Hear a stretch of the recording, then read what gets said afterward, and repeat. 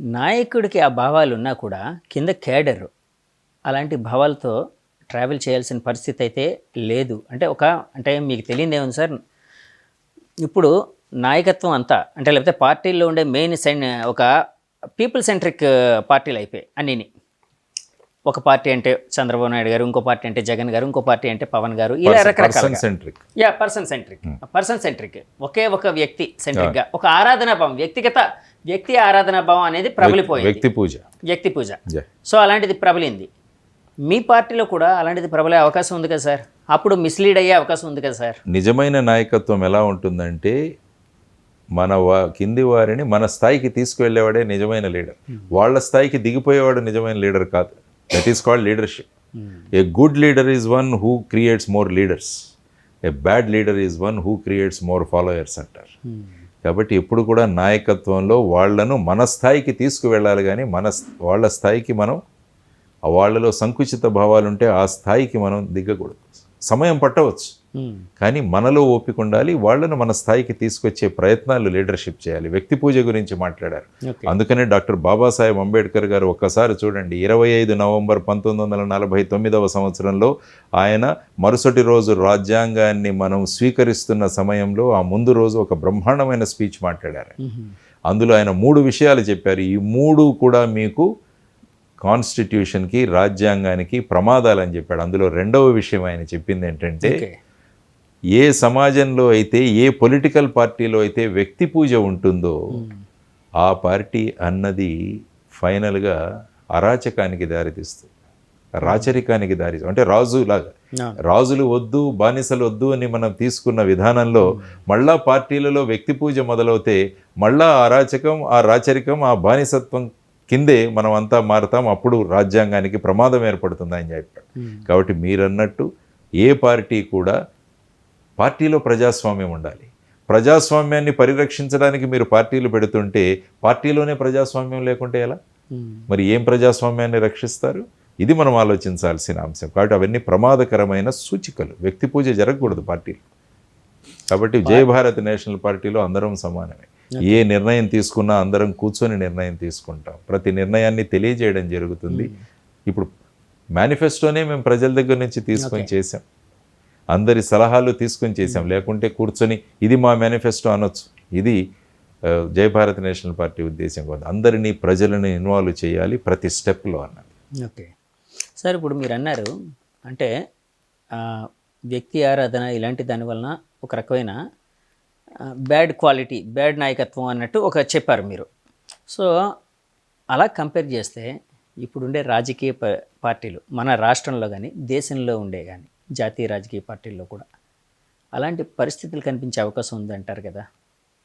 వాటిని బ్యాడ్ పార్టీస్గా మనం భావించాలి. బ్యాడ్ పార్టీస్ కాదు, ఇది రాజ్యాంగానికి ప్రమాదకరమని సృష్టికర్త డాక్టర్ అంబేద్కరే చెప్పారు. నేను చెప్తున్నది కాదు ఇది. ఆయన రాజ్యాంగాన్ని స్వీకరణకు ముందు రోజే ఇది చెప్పాడు. ఆయన ఇది జరిగితే ప్రమాదం, కాబట్టి ఇది దేశం ప్రమాదంలో ఉంటుందని అనుకోవచ్చు. కాబట్టి ఈ ప్రమాదం నుంచి బయటికి తీసి రావచ్చని మీ మీద, నా మీద, మనలాంటి ఆలోచన పరుల మీద మన సంఖ్య పెరగాలి. మనలాంటి ఆలోచనలు ఉన్న వాళ్ళ సంఖ్య పెంచాలి మనం. అప్పుడు సమాజంలో మార్పులు వస్తాయి. ఆ ప్రయత్నమే జయ భారత్ నేషనల్ పార్టీ చేస్తాం. సార్, ఇప్పుడు పార్టీ పెట్టినప్పుడు చాలాసార్లు అంటే మీరు ఇంతకుముందు జనసేనలో కూడా ఉన్నారు. జనసేనలో ఇక్కడ ఎంపీగా పోటీ చేసి ఆల్మోస్ట్ 2,80,000 పైగా 88,754 ఓట్లు. ఎంత సార్? 2,88,754 ఓట్లు సంపాదించారు. అంటే ఒక రకమైన అద్భుతమైన ఆదరణ సంపాదించారు మీరు. అది ప్రజల్లో చైతన్యం, నా ఆదరణ కాదు, ప్రజల్లో చైతన్యం, కొత్తతనం, మార్పు కావాలి అని కోరుకునే వాళ్ళ సంఖ్య అంత ఉండడం వల్ల అన్ని ఓట్లు వచ్చాయి నాకు. అలాంటి పరిస్థితి అంటే ఇప్పుడు ఉండే అవకాశం ఉందా సార్? ఎందుకంటే ఆ టైంలో అంటే ఈ మధ్య నేను కొంతమందిని మీ పార్టీ కోసం అని చెప్పి కొన్ని పబ్లిక్ బైట్స్ తీసుకునే క్రమంలో కొంతమందిని అడిగినప్పుడు వాళ్ళు అన్న మాటలని యాజ్ ఇట్ ఈస్గా చెప్తాను సార్. చెప్పండి, నాకు కూడా తెలియాలి కదా. జేడీ లక్ష్మీనారాయణ గారు అనగానే ఆయన చాలా గొప్ప వ్యక్తి అండి, మంచి వ్యక్తి, మంచి భావాలు ఉన్న వ్యక్తి. కానీ ఆయన పార్టీని సస్టైన్ చేయలేరు. ఒక పార్టీని పెట్టారు, సస్టైన్ అవ్వదు. ఆయన వేరే పార్టీలో ఉంటే బాగుండేది, ఈ పార్టీకి ఎంపీ అయ్యేవారు. అంటే డెఫినెట్గా ఇప్పుడు ఉండే ఎలక్షన్స్లో ఎంపీ అవుతారు. మంచిగా ఇప్పుడు ఆయన వాణిని, ఆయన బాణిని పార్లమెంట్లో వినిపించగలుగుతారు, ప్రాంతానికి ఏదైనా చేయగలుగుతారు. ఆయన అనవసరంగా తప్పు నిర్ణయం తీసుకున్నారు.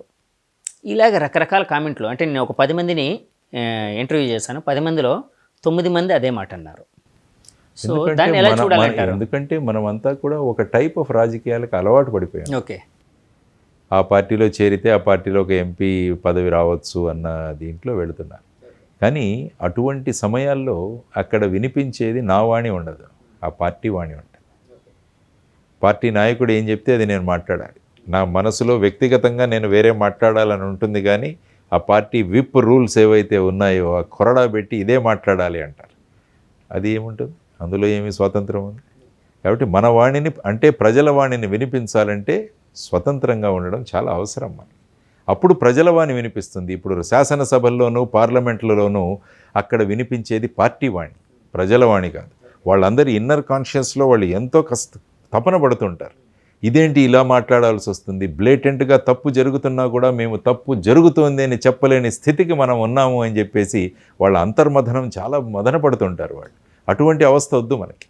సమయం పట్టినా పర్వాలేదు, మార్పు తీసుకొచ్చి ప్రజల వాణిని వినిపిద్దామన్నది మా సంకల్పం. జై భారత్ నేషనల్ పార్టీ వాణి వినిపించదు, ప్రజల వాణి వినిపిస్తుంది అన్న దాంట్లో ఈ విధంగా ముందుకెళ్తున్నాం. సో అదొక కాజ్, ఒక రీజన్ మీకు ఒక పార్టీ పెట్టడానికి. ఆ మధ్య పవన్ కళ్యాణ్ గారు వాళ్ళ మీటింగ్ని అడ్రస్ చేస్తూ నా పార్టీలోకి ఎంతోమంది వచ్చారు, కొంచెం వాళ్ళు నాకంటే చదువుల్లో కానీ స్టేటస్లో కానీ అన్నింట్లో చాలా పెద్దవాళ్ళు గొప్పవాళ్ళు, కానీ పార్టీ పెట్టిన నన్ను ఒక నియంతృత్వ ధోరణిలోని రూల్ చేయడానికి ట్రై చేశారు. సో నేను వాళ్ళ మాట వినలేదు, ఎందుకంటే పార్టీని నడిపేది కష్టం అంతా నాది కాబట్టి, నా ఆలోచనలు వేరేగా ఉంటాయి కాబట్టి నేను అట్లా చేశాను అన్నట్టు ఈ కైండ్ ఆఫ్, అంటే యాజ్ ఇట్ ఈజ్ ఈ మాటలని కాదు, ఇలాంటి అర్థం వచ్చే ఒక మాటలు అన్నారు. అప్పట్లో కొన్ని వినిపించేయండి. ఆ మాటలు అన్నది పవన్ కళ్యాణ్ గారు, ఆ మాటలు అన్నది జేడీ లక్ష్మీనారాయణ గారి కోసం అని అనుకున్నారు. కానీ అది ఆయన అడగాలి, ఎవరి గురించి అడిగారు అన్నారు. ఎందుకంటే పార్టీని చాలామంది వీడిపోయారు, మరి ఎవరి గురించి మాట్లాడారో మనకు తెలియదు. సో ఆయన క్లారిటీ ఇవ్వగలరు దాని విషయం. ఎందుకంటే మీకంటూ స్వతంత్ర భావాలు ఉన్నాయి కదా, సో స్వతంత్ర భావాలు జనసేనలో ఉండేటప్పుడు స్వతంత్ర భావాలు ఉండాలి, స్వతంత్ర భావాలను ఎక్స్ప్రెస్ చేయాలి. స్వతంత్ర భావాలు మాట్లాడినప్పుడు లీడర్ దాని గురించి స్వీకరించి వాటి గురించి చర్చ జరిపి ఫైనల్గా ఒక కన్క్లూజన్కి రావాలి. అదే ప్రజాస్వామ్యం కదా. అవునండి, ప్రజాస్వామ్యం బయట అనుకుంటున్నాం, కానీ పార్టీల్లో కూడా ప్రజాస్వామ్యం ఉండాలి. అందుకని నేను ముందు చెప్పాను మీకు, పార్టీలలో ప్రజాస్వామ్యం ఉన్నప్పుడే మనం ప్రజాస్వామ్యాన్ని పరిరక్షించగలము అన్నది. సో మీ పార్టీని ఏ విధంగా బిల్డ్ చేద్దాం అనుకుంటున్నారు సార్? అంటే ఎలాంటి ప్రణాళికలు ఉన్నాయి మీ దగ్గర? మా ప్రణాళికలు ముఖ్యంగా build is my manifesto is our foundation మా మేనిఫెస్టో. ఈ ఫౌండేషన్ మీద పార్టీ నిర్మాణం అవుతుంది. ప్రజల్లోకి తీసుకువెళుతున్నాం దీని గురించి, గ్రామాల్లో ప్రజలకు దీని గురించి సందేశం ఇస్తున్నాం. జై భారత్ నేషనల్ పార్టీ ఈ విధంగా ఆలోచిస్తుంది, రైతులకు ఈ విధంగా చేస్తుంది, విద్యా విధానంలో ఈ విధమైన మార్పులు, ఆరోగ్యంలో ఈ విధమైన మార్పులు, టూరిజంలో ఈ విధమైన మార్పులు, ఇవన్నీ కూడా తీసుకువెళ్ళి ప్రజలు తెలియజేస్తాం. ఇవి మీరిచ్చిన సలహాలే. సో దీని మీద ఆధారపడుతూ మనం ముందుకెళ్దాం. ఎప్పుడైతే ప్రజలు కన్విన్స్ అవుతారో మా మేనిఫెస్టో చూసి, అప్పుడు ఆటోమేటిక్గా పార్టీ బిల్డ్ అవుతుంది. రోజు చాలామంది వస్తున్నారు పార్టీలో జాయిన్ అవ్వడానికి, సభ్యత్వం తీసుకోవడానికి, ప్రత్యక్షంగా వస్తున్నారు, ఆన్లైన్లో మా వెబ్సైట్లో కూడా జాయిన్ అవుతున్నారు. మా కార్యకర్తలు, జిల్లా కన్వీనర్లు, వీళ్ళు కూడా పార్టీ ఆశయాలను ప్రజల్లోకి తీసుకువెళుతున్నారు. సో వీటన్నిటి ఆధారం ద్వారా పార్టీ క్రమక్రమంగా ప్రజల్లోకి వెళుతోంది, పార్టీ బలోపేతం అవుతుంది. సార్ ఇప్పుడు జనసేన పార్టీ విషయానికి వచ్చినప్పటికీ పవన్ కళ్యాణ్ గారు అధికారంలోకి రావడానికి 25 ఏళ్ళు పెట్టుకున్నారు. అంటే 25 ఏళ్ళు పార్టీని నడపగలిగితే మనం అనుకునే చేంజ్ని తీసుకొని రాగలుగుతాం ఇలాగనేది సరే ఆయన ఆలోచన.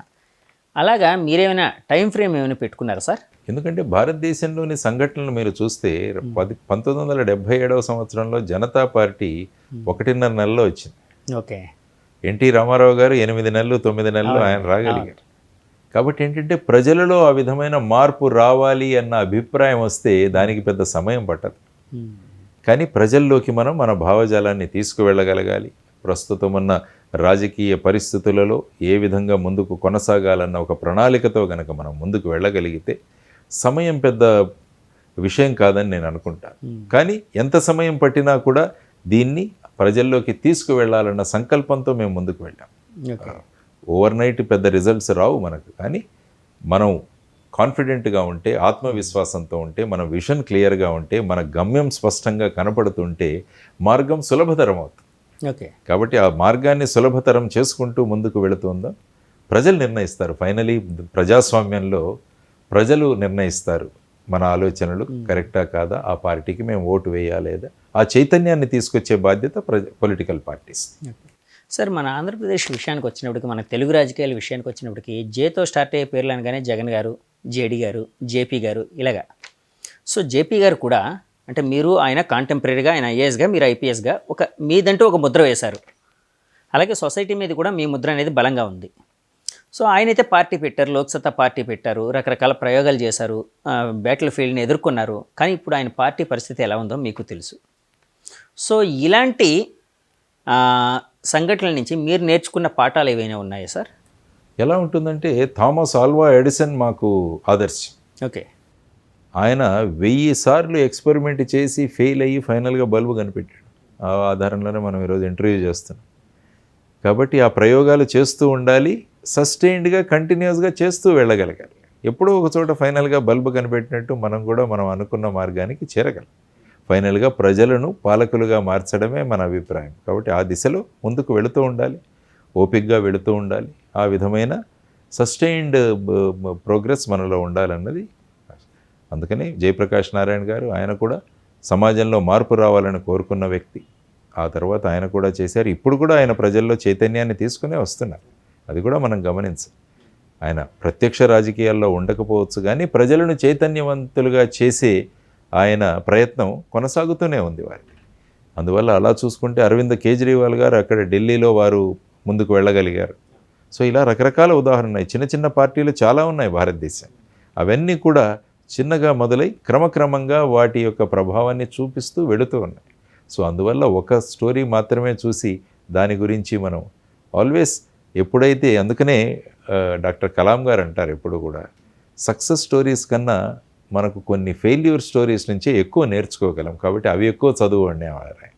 కాబట్టి ఇది ఫెయిల్యూర్ స్టోరీ కాదు జయప్రకాష్ నారాయణ. ఒక మార్పు తేవడానికి తీసుకొచ్చింది, కానీ ఎలక్టోరల్ పాలిటిక్స్లో దాన్ని ఫెయిల్యూర్ అనే అంటారు మీరు. కానీ నా హృదయంలో మేమనుకునేది ఏంటంటే it is not at all a failure, it's a great success. అవునండి, నిజం.